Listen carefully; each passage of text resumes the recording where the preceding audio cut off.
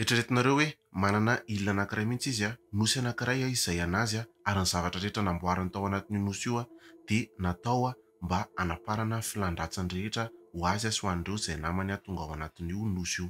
Ho tantaraiko anareo izao ary ny tantaran'ny Jeffrey Epstein. Jeffrey Epstein dia olona manan-karena, izay moa zany ny tena mampalaza azy izay teraka tamin'ny 1953. Tsy hay izay tena nampanan-karena azy zany fa raha araka ny efa fanadihadiana nataon'ny izay mpahalala azy dia migerer an'ireo karazana vola sy izay zavatra rehetra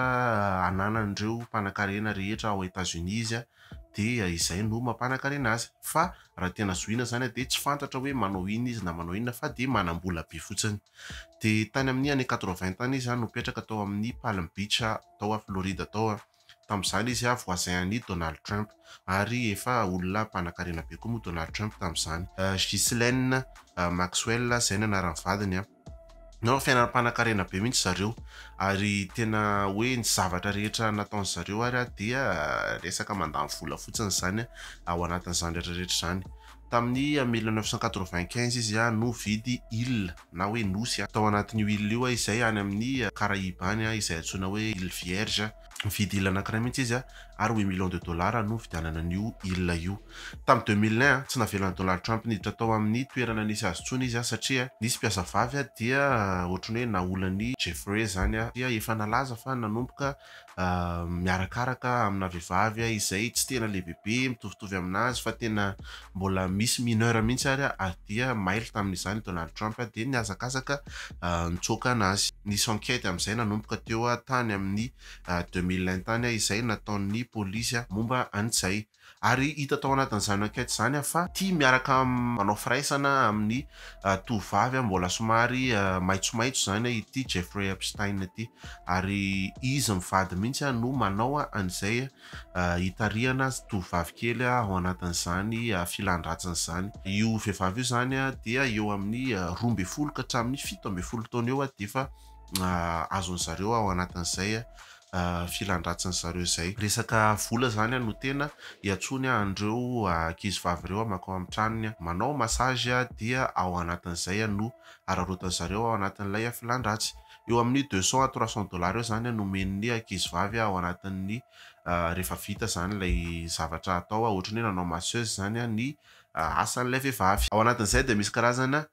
pyramide de Ponzi zany ataon'izy ireo amin'ireo vehivavy dia resahan'ilay vehivavy hoe raha mitondra namana ianao dia mahazo vola ohatr'izao dia avy eo rehefa tonga indray ny vehivavy manaraka iny dia asaina mitondra namana indray. Takan'izay zany nazahoan'izy ireo vehivavy hanaparany filan-dratsiny ary izy mivady mihitsy no manao an'izay fikafika azahoana an'ilay vehivavy miditra ao anatin'izay toerana misy an'zareo mba ahafahan'izy ireo manao an'izay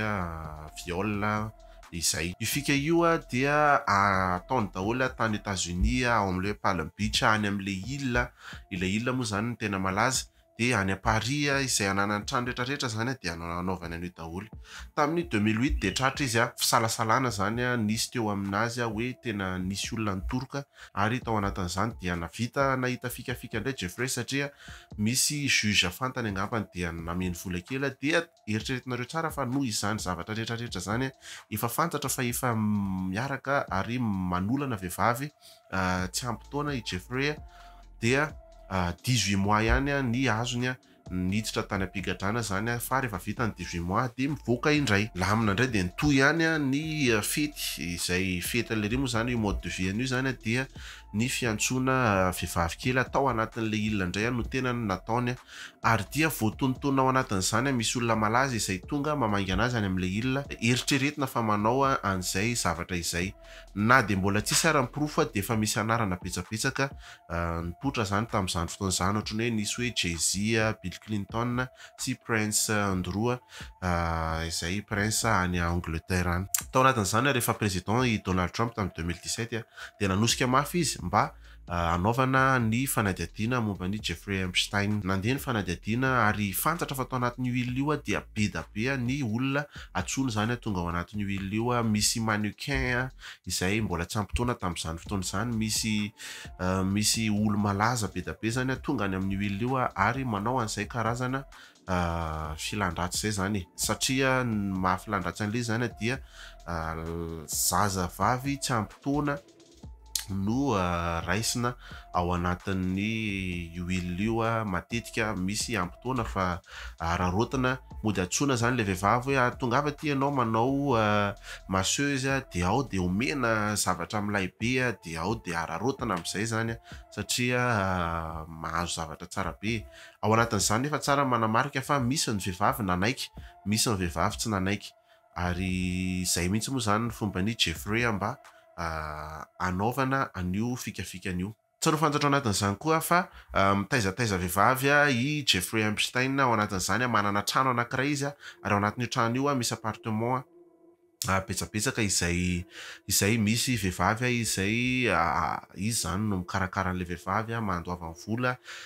mipetraka ao anatin'le izy misy mannequin misy vehivavy tsotra misy mbola vehivavy somary tanoranora misy efa lehibehibe de ao daholo zany ireo vehivavy ireo no mipetraka araka le resaka teo moa zany hoe efa nanosika Donald Trump mba anatrarana Jeffrey Epstein amin'izany fisalasalana be da be sy zavatra rehetra ayahiana izay ataony zany ary tamin'ny 6 juillet 2019 izy nitratra nalain'ny FBI izy tao manantanina izy no napetraka tamin'izany tao amina figadrana anankiray dia natsiaro hoe nisy namadika zany i Jeffrey satria mieritreritra angambany izy hoe misy olona lehibe ve ao anatin'ny firenena izay miaro azy de teo no ohatrany hoe nalahelo izy zany tao anatin'izany alahelo zany izy de efa nilaza fa amoaka lista ary ao anatin'io lista io de isy listan'ny olona izay mpanaraka anazy eny amin'ny ilona na mamainga anazy eny amin'ny ilona manao an'izay zavatra ataony koa de tao anatin'izay moa zany mbola tsy namoaka an'le lista izy tamin'izany fa nandeha fanadihadiana de tsy haiko zany zay natao tao mety hoe fananao an'le lista ihany ve izy tao aoriana kely de tonga ny 10 août 2019 namono teny Jeffrey Epstein tao anatin'ny figadrana nisy anazy io figadrana io zay marena fa tamin'io andro io dia tsy teo mpiandry de io figadrana io koa nefa cellule anti suicide zany hoe efa namboarina mihitsy zany io figadrana io mba tsy hamono tena le olona mipetraka ao aminy de tamin'io andro koa de mata ny caméra rehetra tsy fantatra zany hoe inona nahafatin'ny caméra rehetra betsaka moa zany mieritreritra hoe karazana théorie du complot kely le izy nisy namono mihitsy mba tsy hivoaka ny marina tao anatin'izany rehetra zany rehefa nataony autopsie sy ny fanadihadiana rehetra dia hita tao anatin'izany fa namono tena marina Jeffrey Epstein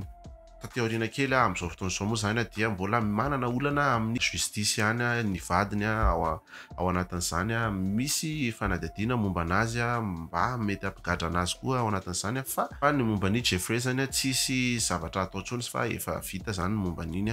na de betsaka ary no nitoroka sy ny laza fa na olany sy ny nanaovany fanararotana fanaparana sy ny sisa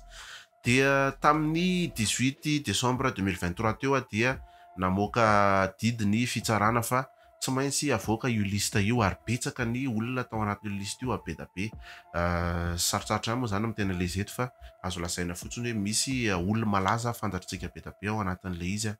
de tsy fantatra zany zay ho toin'izy ity ary marihana fa tsy misy proof moa izy io fa i Jeffrey fotsiny name an'le lista dia zay fotsiny le izy de zay ny tantaran'i Jeffrey Epstein dia mazotoa daholo